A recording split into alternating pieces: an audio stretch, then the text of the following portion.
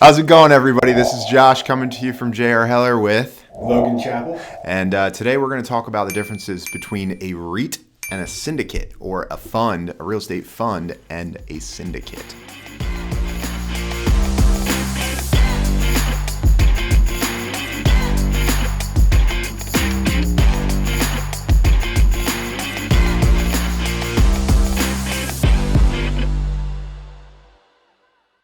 So, and at the end of this, or somewhere in line, we'll tell you why, in particular, we're covering this topic and what we're trying to do here locally within the community. So, Logan, what do you know about the differences between a fund, a real estate fund, and a syndicate or syndication? So I know REITs or fund, you have to file with the SEC and do, I think it's 506B.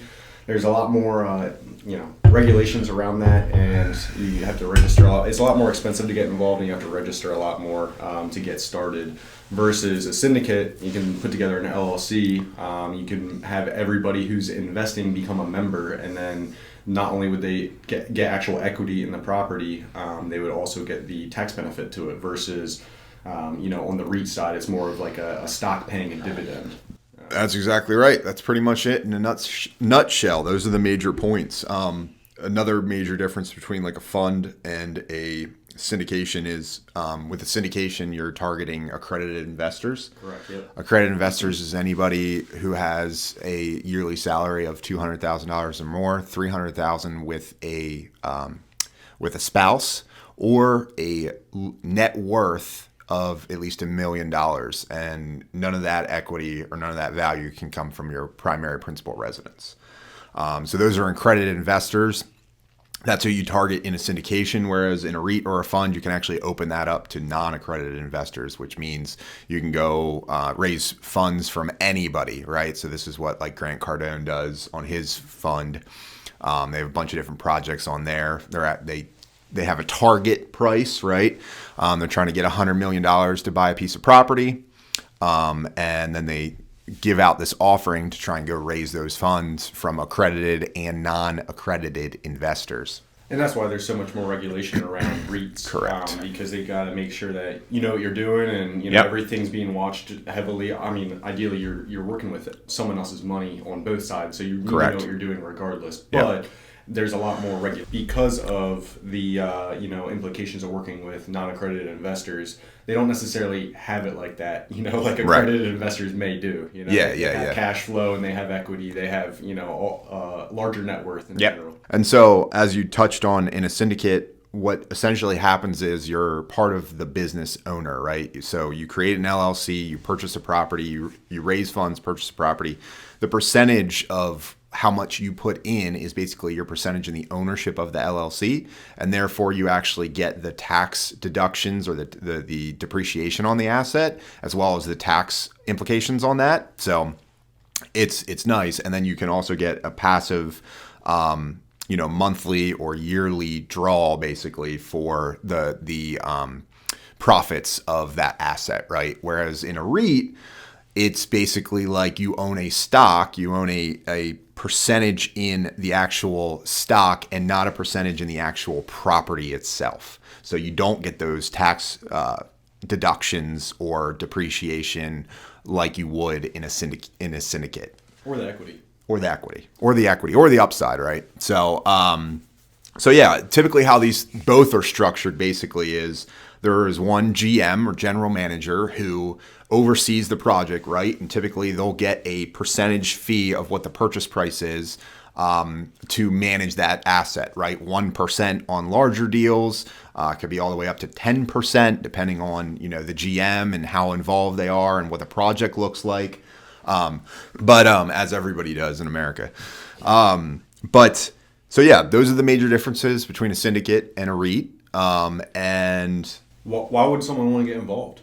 Sure. So typically, somebody who's going to get involved in a fund like this or a syndication is someone who has some money set aside, maybe is in a good, well-paying position, such as a sales career.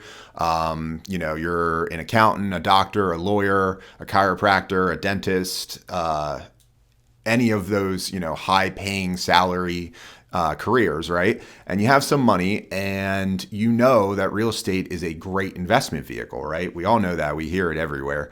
But you don't necessarily want to purchase a property, manage it, deal with tenants, deal with the repairs. You don't understand it, right? You don't even, you're not in that game. You don't understand it. As someone else's expert opinion. Correct. So you're leveraging knowledge in something that's a solid investment because it's backed by the actual asset itself. And then also the GM or the operator is the one who's managing the asset and the daily headaches of, tenant management, repairs, leases, all that good stuff, right?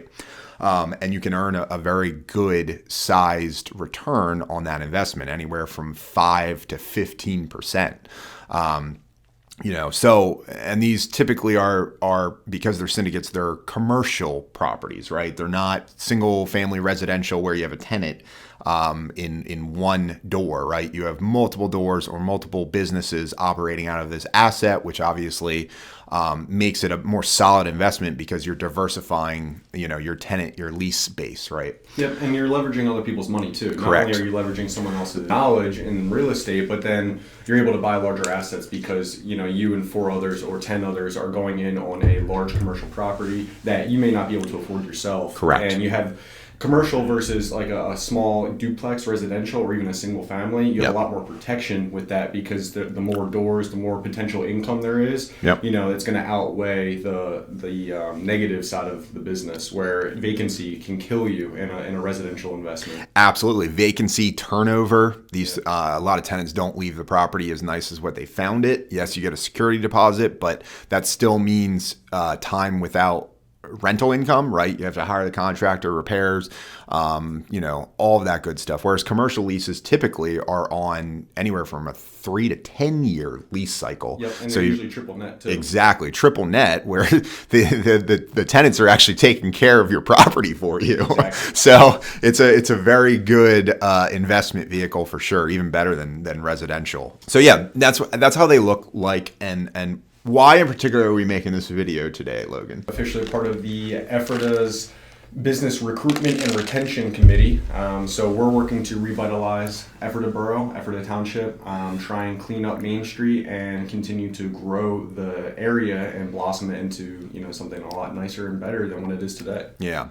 And so part of that is we're actually going to be starting a syndicate, probably multiple syndicates, to purchase commercial assets on Main Street and within Ephrata to revitalize them. So if you have any interest in potentially, investing in our syndicate, then we would love to have a chat with you and talk to you about what the benefits look like, what you can expect as a return, and all of that good stuff. So please reach out. Yeah, and basically what our goals are.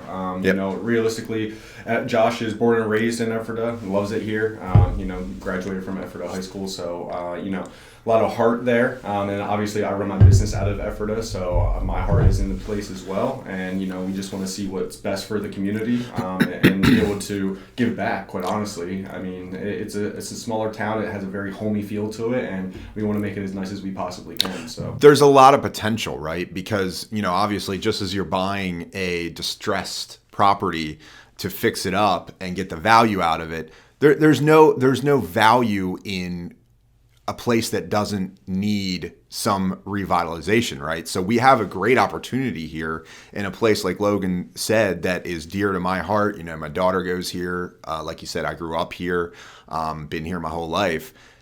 We have a great, our business is located here. We have a great opportunity to really take the charge and build a massive amount of upscale, not only for the town and city, but also for investors in this fund, because we basically have a bunch of deteriorating commercial assets that we can take control over, revitalize, and bring more people, more businesses to the town. And anybody who's invested in that real estate deal gets the passive income from those tenants, and also the equity appreciation. That's going to be massive over the years, right? So when we go to sell that property, you're going to share in the equity, from that sale as well. So these are going to be great hometown, projects that we're going to manage, here, and we're really excited about it. So yep, and we can't do it without you. So, exactly.